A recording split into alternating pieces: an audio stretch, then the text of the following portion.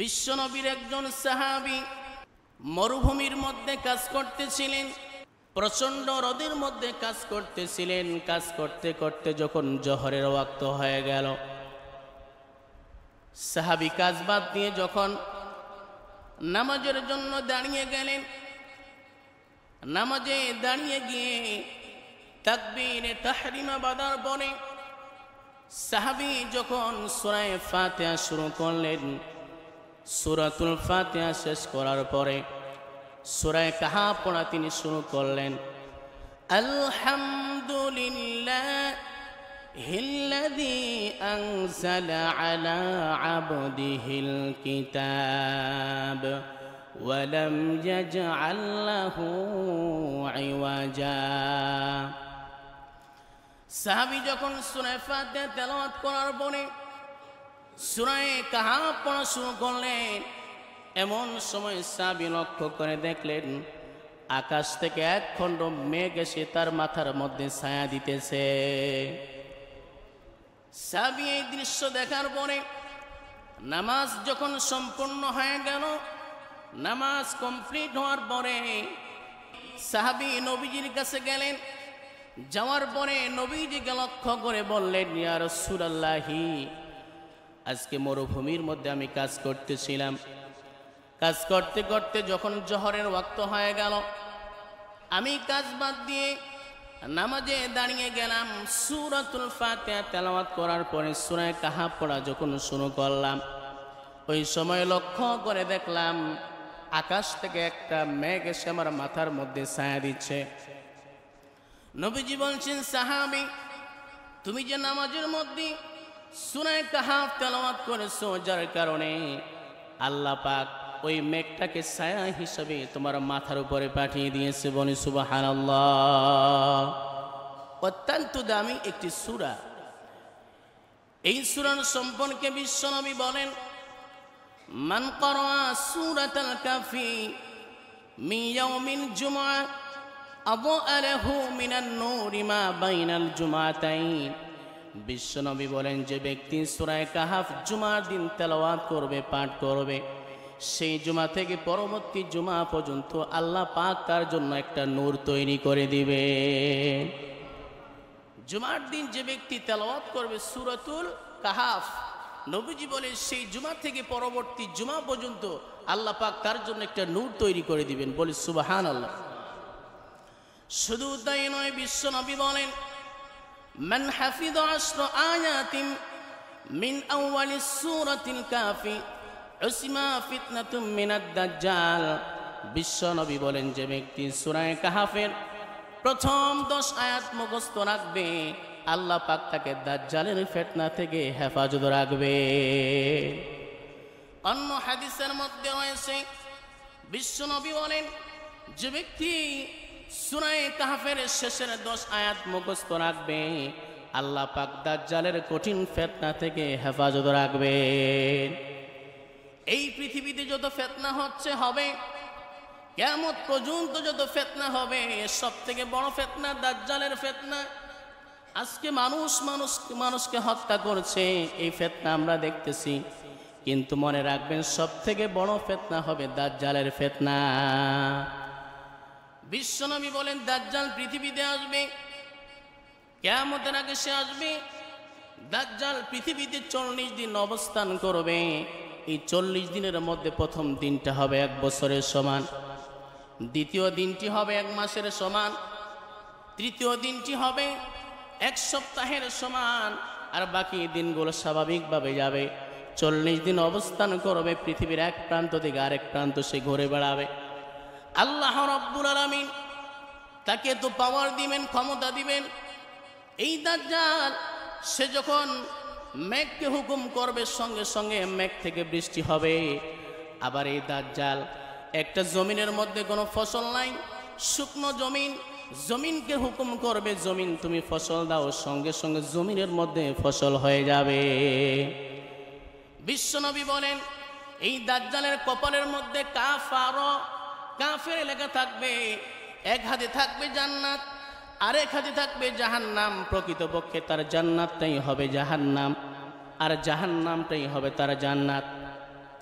এই দাজ্জাল নিজেকে রব বলে দাবি করবে, খোদা বলে দাবি করবে, কিন্তু ইমানদার বান্দা যারা হবে ওই দাজ্জালকে দেখেই তারা চিনে ফেলবে। দাজ্জালকে আল্লাহ এত পাওয়ার দিবেন, এত ক্ষমতা দিবেন, একটা মানুষকে হত্যা করার পর আবার জিন্দা করবে।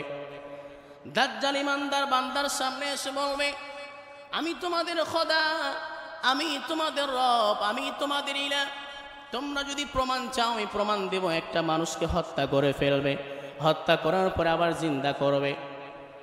দাজ্জাল বলবে, দেখো আমি হত্যা করার পরে আবার জিন্দা করলাম, আমি তোমাদের রব। ইমানদার বান্দা যারা হবে দাজ্জালকে লক্ষ্য করে বলবে, তুমি যদি রব হয়ে থাকো তাহলে তুমি আবার হত্যা করো মানুষটাকে, কিন্তু দাজ্জাল দ্বিতীয়বার হত্যা করতে পারবে না। বিশ্বনবী বলেন, যে ব্যক্তি সূরা কাহফের প্রথম 10টি আয়াত শেষের 10টি আয়াত মুখস্থ রাখবে, আল্লাহ পাক ওই দাজ্জালের ফিতনা থেকে তাকে হেফাজত রাখবেন। সূরাতুল কাহফ অত্যন্ত দামি একটি সূরা। প্রত্যেকটি সূরা নাজিল হওয়ার পিছনে শানে নুজুল, নাজিল হওয়ার কারণ আছে না নাই? কারণ এই কোরআনে কারীম তো একবারে নাজিল হয় নাই, আল্লাহ অল্প অল্প করে নবীজির 23 বছর জীবনে নবীর উপর কোরআনটাকে নাজিল করেছে। নাজিল হওয়ার কারণ কি? আল্লাহর পয়গম্বর বিশ্ব নবী মক্কার মধ্যে যখন কালিমার দাওয়াত দেওয়া শুরু করলেন, 40 বছর বয়সে মহান রব্বুল আলামিন তাকে যখন নবুয়ত দান করলেন, কালিমার দাওয়াত দেওয়া শুরু করলেন, দলে দলে কাফের বেঈমানেরা ইসলামের ছায়াতলে আসতে শুরু করলো। ওই সময় মক্কার বড় বড় কাফেরের নাম ছিল আবু জেহেল, আবু লাহাব, উতবা, সাইবা, ওয়ালিদ বিন মুগীরা। এরা ছিল মক্কার লিডার, কাফেরদের লিডার ছিল। তারা পরামর্শ করলো, আমরা তো মুহাম্মদ বিন আব্দুল্লাহকে নবী হিসাবে মানি না, কিন্তু মুহাম্মদ বিন আব্দুল্লাহ সত্য নবী নাকি মিথ্যা নবী আমরা একটু যাচাই বাছাই করব। কিন্তু আমাদের কাছে তো কোনো কিতাব নাই, কিতাব নাজিল হয় নাই, কেমনে আমরা পরীক্ষা করব? এবার ওই মক্কার বড় বড় কাফেররা তাদের মধ্যে 2 জন ব্যক্তিকে ঠিক করলো। নজর ইবনে হারেস, উকবা ইবনে আবি মুআইন, 2 জন কাফেরকে ঠিক করলো, যাও তোমরা মদিনার মধ্যে চলে যাও। মদিনার মধ্যে ইহুদিরা বসবাস করে, ইহুদিদের উপরে তাদের উপরে কিতাব নাজিল হয়েছে, পূর্বের কিতাব নাজিল হয়েছে, তারাই বলতে পারবে মুহাম্মদ বিন আব্দুল্লাহ সত্য নবী নাকি মিথ্যা নবী। 2 জনকে পাঠিয়ে দিল।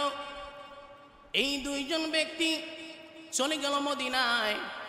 মদিনায় যাওয়ার পরে মদিনার ইহুদিরা বসবাস করে, ইহুদিদের আলেমদেরকে লক্ষ্য করে বলছে, শোনো, আমাদের মক্কার মধ্যে একজন যুবক আসছে, তার নাম হলো মুহাম্মদ বিন আব্দুল্লাহ। এই মুহাম্মদ বিন আব্দুল্লাহ নিজেকে নবী বলে দাবি করেছে, সে কালেমার দাওয়াত দিচ্ছে, আমরা তো তাকে নবী হিসাবে মানি না, আসলে সত্য নবী নাকি মিথ্যা নবী আমরা একটু যাচাই বাছাই করতে চাই, কিন্তু আমাদের কাছে তো যাচাই বাছাই করার কোনো কিতাব নাই, আপনাদের উপরে কিতাব নাজিল হয়েছে, আপনারা একটু বলেন তো মুহাম্মদ বিন আব্দুল্লাহ সত্য নবী নাকি মিথ্যা নবী। মদিনার ইহুদিরা বলে, শোনো, তোমাদেরকে আমি 3টি প্রশ্ন শিখিয়ে দিচ্ছি, এই 3টি প্রশ্ন তোমরা মুহাম্মদ বিন আব্দুল্লাহকে করবে।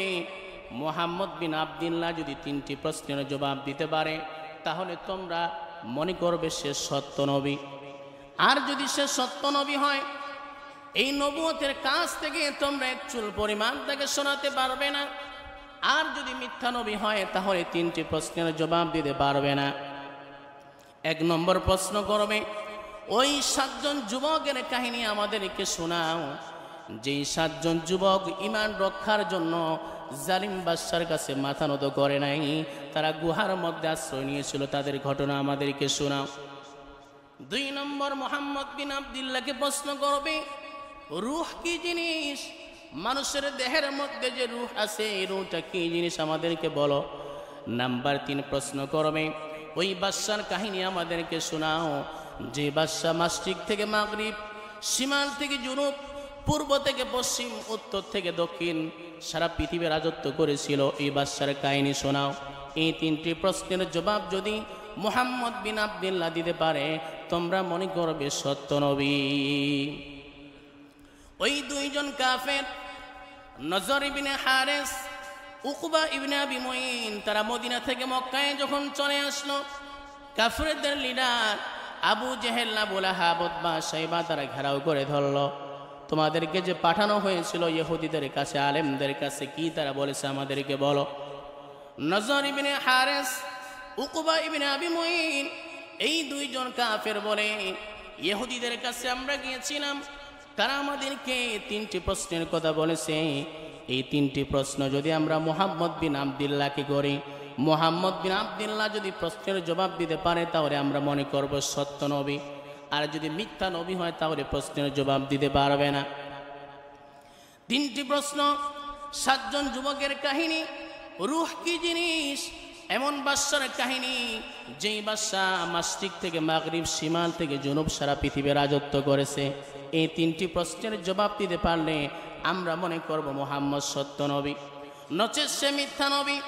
সমস্ত কাফেরেরা নবীর কাছে চলে গেল। যাওয়ার পরে নবীজিকে ডাক দিল, মুহাম্মদ বিন আব্দুল্লাহ, আজকে প্রমাণ হয়ে যাবে তুমি সত্য নবী নাকি মিথ্যা নবী। আমরা তোমাকে 3টি প্রশ্ন করব, এই 3টি প্রশ্নের জবাব যদি দিতে পারো আমরা মনে করব সত্য নবী, আর যদি জবাব না দিতে পারো আমরা মনে করব মিথ্যা নবী। নবীজি বলছেন, কি প্রশ্ন আমাকে বলো। কাফেররা তখন প্রশ্ন করলো, মুহাম্মদ বিন আব্দুল্লাহ, 1 নম্বর প্রশ্ন হলো 7 জন যুবকের কাহিনী শোনাও, যেই 7 জন যুবক ঈমান রক্ষার জন্য গুহার মধ্যে লুকিয়েছিল, গুহার মধ্যে আশ্রয় নিয়েছিল, জালিম বাদশার কাছে মাথা নত করে নাই, তার ঘটনা আমাদেরকে শোনাও। 2 নম্বর প্রশ্ন হলো মানুষের দেহের মধ্যে যে রূহটা আছে, রূহ কি জিনিস। নাম্বার 3 হলো ওই সমস্ত ওই বাদশার কাহিনী শোনাও যে বাদশা পূর্ব থেকে পশ্চিম, উত্তর থেকে দক্ষিণ সারা পৃথিবী রাজত্ব করেছিল। আচ্ছা বলেন, নবীজি কি কোনো প্রশ্ন যা বলতেন নিজে বানিয়ে বলতেন না আল্লাহর পক্ষ থেকে? আল্লাহর পক্ষ থেকে যা নাজিল হতো তাই বলতেন। নবীজি তাদেরকে বলেন, ঠিক আছে, তোমরা যে আমাকে প্রশ্ন করলে, এই প্রশ্নের জবাব আমি আজকে দিব না, আগামীকালকে তোমাদেরকে এই প্রশ্নের জবাব দিয়ে দিব। কারণ নবীজি যে কোনো কথা নিজে বানিয়ে বানিয়ে বলতেন না, যতক্ষণ পর্যন্ত জিবরাইল আমিন তার কাছে এসে ওহির মাধ্যমে না জানিয়ে দিতেন।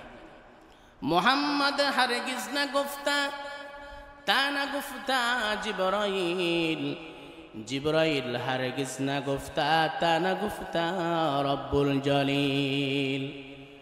আল্লাহর নবী কোনো কিছু বলতেন না যতক্ষণ পর্যন্ত জিবরাইল আমিন তাকে কোনো কিছু না বলতেন, আর জিবরাইল নিজের পক্ষ থেকে কোনো কিছু বলতেন না যতক্ষণ আমার আল্লাহ তাকে বলার জন্য না বলতেন। আল্লাহ যখন তাকে অর্ডার করতেন তখন জিবরাইল আমিন নবীর কাছে এসে বলতেন। তো নবীজি বলেন, তোমরা যাও, আগামীকালকে এই 3টি প্রশ্নের জবাব তোমাদেরকে দিয়ে দিব। কিন্তু নবীজি ইনশাআল্লাহ বলতে ভুলে গেলেন। কি বলতে ভুলে গেলেন? ইনশাআল্লাহ। পরের দিন যখন হয়ে গেল, কাফের মুশরিকেরা চলে আসলো, মুহাম্মদ আজকে তুমি বলতে চেয়েছো, 3টি প্রশ্নের জবাব দিতে চেয়েছো, বলো আমাদেরকে। নবীজি জিবরাইলের অপেক্ষায় থাকলেন, কিন্তু পরের দিন জিবরাইল আমিন আসলেন না, 2য় দিন আসলেন না, 3য় দিন আসলেন না। 1 দিন 2 দিন নয়, 15 দিন পর্যন্ত তিনি জিবরাইলের অপেক্ষায় থাকলেন, ওহির অপেক্ষায় থাকলেন, কিন্তু কোনো ওহি নাজিল হলো না। কারণ নবীজি ইনশাআল্লাহ বলেন নাই।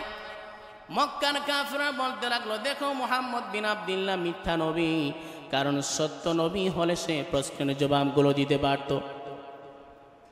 আবু লাহাবের স্ত্রী উম্মে জামিল, নবীর চাচা আবু লাহাব, তার স্ত্রী উম্মে জামিল বলে যে মুহাম্মদকে এতদিন ধরে জিনে ধরেছিল, সেই জিন পালিয়েছে। নবীজি সমস্ত কথা শুনে মনটা খারাপ করলেন, কান্না করতে শুরু করলেন। 15 দিন পরে জিবরাইল আমিন সূরা কাহাফ এবং 70 জন ফেরেশতা নিয়ে নবীর কাছে অবতরণ করলেন। আল্লাহর পয়গম্বর জিবরাইলকে লক্ষ্য করে বলছেন, জিবরাইল, এতদিন ধরে তুমি ওহী নাজিল করতে কেন দেরি করলে? জিবরাইল আমিন বলছে, হুজুর, আল্লাহ যতক্ষণ আমাকে হুকুম না দিতেন আমার তো আসার কোনো অনুমতি নাই। আল্লাহ রাব্বুল আলামিন রাসূলকে ওহী নাযিল করার যে দেরি করলেন তার কারণটা বলে দিলেন, ওয়ালা তাকুলান্না লিশাইইন ইন্নী ফাইলুন যালিকা গাদা ইল্লা আইয়াশা আল্লাহ। হে রাসূল, আপনি কাফিরদেরকে যে বলেছিলেন আগামীকালকে বলবো, আপনি কেন ইনশাআল্লাহ বলেন নাই? ইনশাআল্লাহ না বলার কারণে আমি ওহী নাজিল করতে এতদিন দেরি করেছি। এখান থেকে আল্লাহ তাআলা আমাদের জন্য শিক্ষা দিলেন, কোন মুসলমান যখন কোনো কাজ করার ইরাদা করবে অথবা কাউকে বলবে অমুক কাজটি করব, তখন কি বলতে হবে শুরুতে?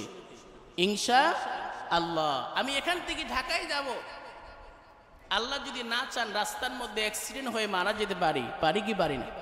এই জন্য যে কোনো কাজ করার আগে মুসলমান মুমিন বান্দা সে শুরুতেই বলবে ইনশাআল্লাহ, আল্লাহর নামটা মুখে নেবে। আল্লাহ রাব্বুল আলামিন রাসূলকে জানিয়ে দিলেন, ওয়াযকুর রাব্বাকা ইযা নাসিতা ওয়া কুল আসা আন ইয়াহদিয়ানি রাব্বি লিআকরাবা মিন হাযা রাশাদা। জোরে বলুন আল্লাহু আকবার।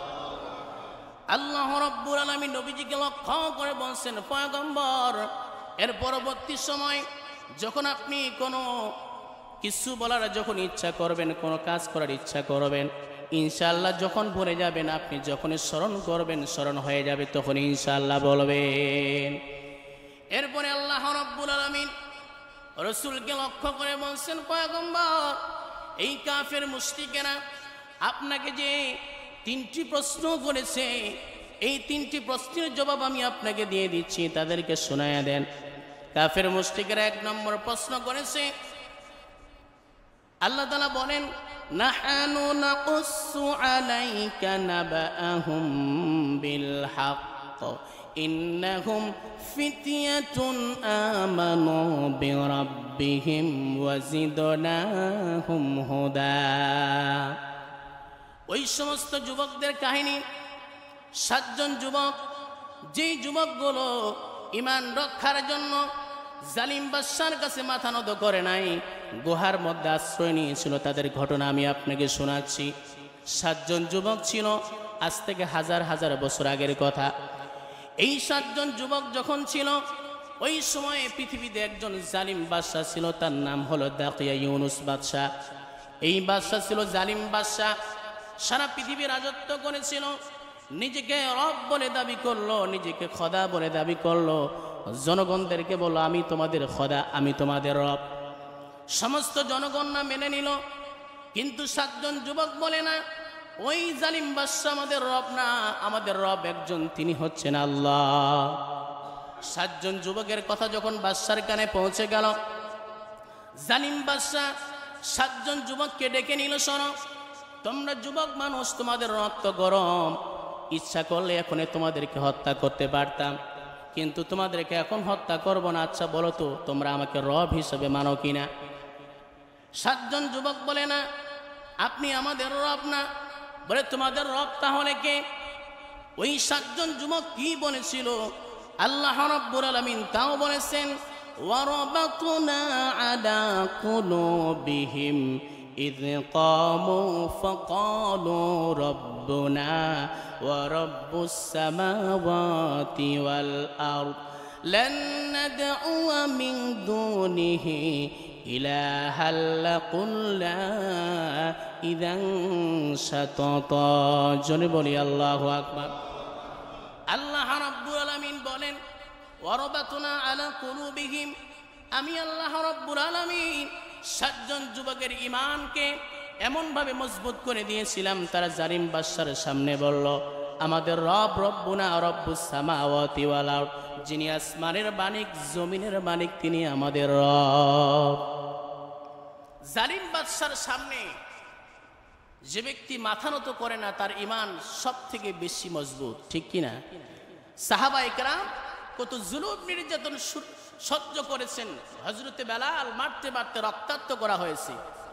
শুধু তাই না, হযরতে বেলালের জিহ্বার মধ্যে পেরেক মেরে দেওয়া হয়েছিল, বেলালকে বলা হলো, বেলাল ইসলাম ছাড়বে কিনা বল। বেলাল বলে, কাফের মুশরিকেরা মারতে মারতে বেলালকে তোমরা মেরে ফেলতে পারো, কিন্তু বেলাল ইসলাম থেকে এক চুল পরিমাণ নড়বে না। হযরতে খুবাইব রাদিয়াল্লাহু তাআলা আনহু ফাঁসির মঞ্চে নিয়ে গিয়ে বলা হলো, খুবাইব ইসলাম ছাড়বে কিনা বল। যদি মুহাম্মাদের কালিমা ছাড়ো তাহলে তুমি ফাঁসির কাজটা থেকে তোমাকে মুক্ত করা হবে। খুবাইব রাদিয়াল্লাহু তাআলা আনহু বলছেন, কাফের মুশরিকেরা আমি খুবাইবকে একবার না, তোমরা যদি 1000 বার ফাঁসি দাও, যে আল্লাহকে একবার গ্রহণ করেছি সেই আল্লাহকে আমি ছাড়তে পারবো না। ইমানের পথে অবিচল থেকে আমার মরণ যেন হয়, ইমানের পথে অবিচল থেকে আমার মরণ যেন হয়। আমিন বলেন। আল্লাহ আমাদেরকে ইমানের পথে থাকার তৌফিক দান করুক। 7 জন যুবক বলে না আমাদের রব হচ্ছেন আল্লাহ। বাদশা এবার কি করলো, তাদের 7 জন যুবককে বলল, শোনো, আজকে আমি তোমাদেরকে হত্যা করব না, ইচ্ছা করলে হত্যা করতে পারতাম, কিন্তু তোমাদেরকে আমি 7 দিন সময় দিলাম। এই 7 দিনের মধ্যে যদি তোমরা আমার কাছে সিলিন্ডার হও, আমাকে রব হিসাবে মানো, তাহলে তোমরা বাঁচতে পারবে, নচেত আমি তোমাদেরকে হত্যা করে ফেলবো। এই 7 জন যুবক এবার বাদশার দরবার হতে বের হয়ে যাচ্ছে। রাস্তার মধ্যে তারা পরামর্শ করতেছে কি করা যায়। পিছনে একটা কুকুর যাচ্ছে, এই কুকুরটাকে বারবার তাড়িয়ে দেয়, কিন্তু কুকুরটা তাদের সঙ্গ ছাড়ে না। নবীজি বলেন, এই আসহাবে কাহাফের কুকুর, পৃথিবীর কোন কুকুর জান্নাতে যাবে না, কিন্তু আসহাবে কাহাফের ওই কুকুরটা আল্লাহ পাক তাকে জান্নাত দান করবে। এই কুকুরটাকে আল্লাহ পাক তাদের হেফাজতের জন্য পাঠিয়ে দিয়েছিলেন। 7 জন যুবক তারা কি করলো, পরামর্শ করলো, গুহার মধ্যে আশ্রয় নিল। আশ্রয় নেওয়ার পর এই 7 জন যুবক তারা চিন্তা করলো, আমাদের রব তো আল্লাহ, আল্লাহর কাছে আমরা প্রার্থনা করি। কেমনে তারা প্রার্থনা করেছিল, আল্লাহ রাব্বুল আলামিন তাদের কথা বলেছেন, ইদ আওয়াল ফিতিয়াতু ইলাল কাহফি ফাকালু রাব্বানা আতিনা মিন লাদুনকা রাহমা ওয়া হাইয়্যি লানা মিন আমরিনা রাশাদা। 7 জন যুবক গুহার মধ্যে আল্লাহর কাছে প্রার্থনা করলো, আয় আল্লাহ তুমি আমাদেরকে সাহায্য করো, আমরা এখন কি করব। আল্লাহ পাক তাদেরকে কেমনে সাহায্য করলেন মহান রব্বুল আলামিন তাও বলে দিয়েছেন, ফাদরবনা আলা আযানিহিম ফিল কাহফি সিনিনা আদাদা। আল্লাহ তাআলা বলেন, ওই গুহার মধ্যে আমি তাদের চোখের মধ্যে ঘুম দিয়ে দিলাম। এখন তারা কত বছর ঘুমিয়েছিল সেখানে। আল্লাহ রাব্বুল আলামিন বলেন, ওয়ালাবিসু ফি কাহফিহিম 300 সিনিনা ওয়াজদাদু 9। তারা 309 বছর সেখানে ঘুমিয়েছিল। কত বছর? আমরা তো যদি আমরা ঘুমিয়ে যাই, এশারের পরে ঘুমিয়ে গেলে সকালবেলা আমরা উঠি, কিন্তু এই যুবকগুলো আল্লাহ পাক তাদের চোখে যখন ঘুম দিলেন, দেখেন কেমনে আল্লাহ সাহায্য করতে পারেন। যুবকগুলোকে যখন ঘুম দিলেন, 309 বছর ঘুমিয়েছিল। কত বছর? 309 বছর। এখন প্রশ্ন করতে পারেন, হুজুর তারা যে ঘুমিয়েছিল সূর্যের আলো কি লাগে নাই? কারণ মানুষ যখন ঘুমিয়ে যায়, সূর্যের আলো লাগলে, বাইরে থেকে কোনো শব্দ গেলে কানের মধ্যে ঘুম কি থাকবে না ভেঙে যাবে? ভেঙে যায়। আল্লাহ রাব্বুল আলামিন তাও বলছেন, وترى الشمس إذا طلعت تزاور عن كهفهم ذات اليمين وإذا غربت تقرضهم ذات الشمال। আল্লাহ রাব্বুল আলামিন বলেন, তারা যখন ঘুমিয়েছিল আমি কানের মধ্যে পর্দা মেরে দিয়েছিলাম, আর যখন সূর্য উঠতো ওই গুহার ডান পাশ দিয়ে আমি সূর্যটা ঘুরিয়ে নিয়ে যেতাম, গুহার মধ্যে কোনো আলো লাগতো না। আবার যখন সূর্যটা ডুবে যেত, ওই সূর্যটাকে বাম দিক থেকে ঘুরিয়ে নিয়ে যেতাম। এই গুহার মধ্যে আশ্রয় দিয়েছি, বলি সুবহানাল্লাহ। 309 বছর যখন হয়ে গেল, আল্লাহ রাব্বুল আলামিন বলেন তাদের ঘুমটা আল্লাহ ভেঙে দিলেন। وتحسبهم أيقاظا وهم رقود আল্লাহ তাদের ঘুম থেকে তাদেরকে জাগ্রত করলেন। জাগ্রত হওয়ার পরে একে অপরকে তারা প্রশ্ন করতেছে, আচ্ছা আমরা কতক্ষণ সময় ঘুমিয়েছিলাম? কেউ বলে আমরা 2 দিন ঘুমিয়েছিলাম, আবার কেউ বলে আমরা 1 দিন ঘুমিয়েছিলাম। কিন্তু 309 বছরে কেটে গেছে, ওই 7 জন যুবক টের পায় নাই। বলি সুবহানাল্লাহ। আমার ভাইয়েরা, আমার বন্ধুগণ, ইমানদার বান্দা যারা হবে, যখন তার মৃত্যু হবে, কবরে যখন রাখা হবে, এমন ভাবে ঘুমিয়ে থাকবে, কিয়ামতের দিন ইসরাফিল আলাইহিস সালাম যখন সিংহায় ফুঁক দিবেন, সিংহায় যখন ফুঁক দিবেন, মানুষেরা কবর থেকে জীবিত হয়ে উঠবে। ওই সময় যারা ইমানদার বান্দা মনে করবে আমি মাত্র কয়েকদিন ঘুমিয়েছিলাম, কিন্তু হাজার হাজার বছর কেটে গেছে, বান্দা টের পাবে না। বলি সুবহানাল্লাহ। 309 বছর কেটে যাওয়ার পরে তারা বলতেছে আমরা কতক্ষণ সময় ঘুমিয়েছিলাম? কেউ বলে আমরা 1 দিন ছিলাম, কেউ বলে 2-3 দিন ছিলাম। আসলে 309 বছর কেটে গেছে, কিন্তু তারা টের পায়নি। এবার 7 জন যুবকের মধ্যে একজন বলে প্রচন্ড ক্ষুধা লেগেছে, একটু বাজার থেকে খাবার নিয়ে আসো। 7 জন যুবকের মধ্যে একজন বাজারে গেল। তাদের কাছে 309 বছর আগে যে স্বর্ণ মুদ্রা ছিল তাদের কাছে ছিল। 309 বছর আগে স্বর্ণ মুদ্রা যখন বাজারে নিয়ে গেছে, দোকানদারকে দিয়েছে। দোকানদার তো আশ্চর্য হয়ে গেছে, একবার স্বর্ণ মুদ্রার দিকে তাকায়, একবার মানুষের দিকে তাকায়। দোকানদারের যখন সন্দেহ হয়ে গেছে, বাদশার কাছে তাকে ধরে নিয়ে গেছে। ওই সময় যে বাদশা ছিল, সেই বাদশা ছিল নেককার, পরেজগার, দাকিয়া ইউনুস জালিম বাদশা, অনেক আগে মৃত্যুবরণ করেছে। এই ভালো বাদশা জানতো 7 জন যুবক তারা ঈমান রক্ষার জন্য বাদশার কাছে, জালিম বাদশার কাছে মাথা নত করে নাই। ওই যুবকটা তখন বাদশার কাছে সব ঘটনা বলে দিল, আমরাই হলো আসহাবে কাহাবের ওই 7 জন যুবক। যুবক যখন ওই গুহার মধ্যে গেল, আল্লাহ পাক তাদেরকে সেখানেই মৃত্যু দান করলেন। তো নবীজিকে কাফেরেরা কয়টি প্রশ্ন করেছিল? 3টি প্রশ্ন। তার 1 নম্বর প্রশ্ন ছিল যে ওই সমস্ত যুবকদের কাহিনী শোনাও যে সমস্ত যুবকেরা ঈমান রক্ষার জন্য গুহার মধ্যে লুকিয়েছিল। রাসূল এই ঘটনা বলে দিলেন। 2 নম্বর কাফেররা প্রশ্ন করেছিল রূহ কি জিনিস? মানুষের দেহের মধ্যে যে রূহ আছে, এই রূহটা কি জিনিস? তুমি আমাদেরকে বলে দাও। আল্লাহ রাব্বুল আলামিন নবীজির মাধ্যমে কাফেরদেরকে বলে দিলেন, রাসূল কাফেররা আপনাকে প্রশ্ন করেছে রূহ সম্পর্কে। ইয়াসআলুনাকা আনির রূহ কুলির রূহু মিন আমরি রাব্বি ওয়া মা উতিতুম মিনাল ইলমি ইল্লা কলিলা। কাফেররা আপনাকে রূহ সম্পর্কে জিজ্ঞেস করেছে, আপনি বলে দেন রূহ এমন একটা জিনিস, সেটা আল্লাহর হুকুমে মানুষের দেহের ভিতরে প্রবেশ করে, আল্লাহর হুকুমে মানুষের দেহ থেকে প্রাণ পাখিতে উড়ে যায়। আমাদের দাদা নানা যারা দুনিয়া থেকে বিদায় নিয়ে গেছে মমূর্ষ অবস্থায়, যখন প্রাণ পাখিটা উড়ে গেছে, রূহটা চলে গেছে, আমরা কি দেখতে পেয়েছি? আল্লাহ পাক বলছেন ওমা উতিতুম মিনাল ইলমি ইল্লা কলিলা। আমি তোমাদেরকে যে জ্ঞান দিয়েছি, সামান্য জ্ঞান, কিঞ্চিত পরিমাণ জ্ঞান দিয়েছি, এই জ্ঞান দিয়ে তোমরা রূহ কি জিনিস এটা কল্পনা করতে পারবে না, বানাতেও পারবে না। পৃথিবীর সমস্ত বিজ্ঞানীরা যদি গবেষণা করে রূহ কি জিনিস বানাতে পারবে? পারবে না। কারণ আমাদের জ্ঞান কতটুকু একটু বলি। সমুদ্রের মধ্যে যদি একটা পাখি তার ঠোঁটটা ডুবায়, চুবিয়ে দেয়, ঠোঁটের মধ্যে কতটুকু পানি উঠবে? সামান্য একটু। পুরা সমুদ্রের পানির মতো জ্ঞান আল্লাহ পাকের। আর এই সামান্য যে উঠেছে এতটুকু পানি, সারা পৃথিবীর সমস্ত মাখলুকাতের সামান্য জ্ঞান। এই জ্ঞান দিয়ে রূহ কি জিনিস এটা কি আমরা কি বানাতে পারবো? পারবো না। আমরা দেখতেও পারবো না। আল্লাহ পাক বলছে রূহটা এমন একটা জিনিস, এটা আল্লাহর হুকুমে দেহের মধ্যে প্রবেশ করে, আবার দেহ থেকে উড়াল দিয়ে চলে যায় আল্লাহর হুকুমে। আল্লাহ পাক আমাদের সকলকে মৃত্যুর আগে, জীবন থাকা অবস্থায়, রূহ থাকা অবস্থায় পরকালের পাতেও সংগ্রহ করে দুনিয়া থেকে বিদায় নেওয়ার তৌফিক দান করেন। বলেন আমিন।